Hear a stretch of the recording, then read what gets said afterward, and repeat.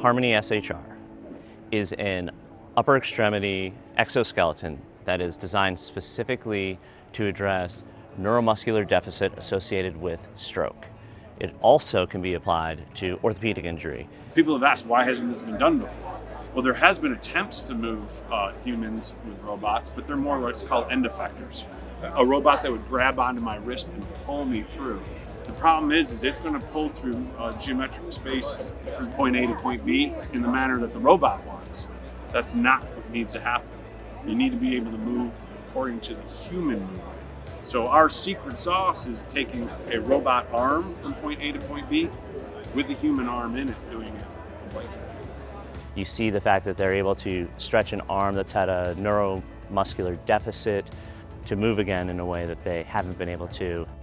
You have about 7 million patients just in America that are chronic stroke. And now they're dealing with what's called learned deficit. You just learn to deal with your deficits. So post-stroke, you've forgotten how to move.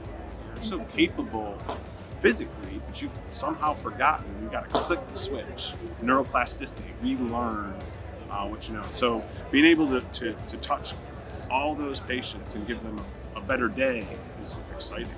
And then you take a look at the caregivers, and I watch caregivers labor all day long, moving patients, hurting themselves, giving up their quality of life for others. That shouldn't be. We need to bring them better technologies and ways so that they can, extend their caregiving lifetime and have more access to patients. The ability to provide them with technology that will enhance what they're able to provide for the patient, hopefully speed that recovery, is why we're in the business.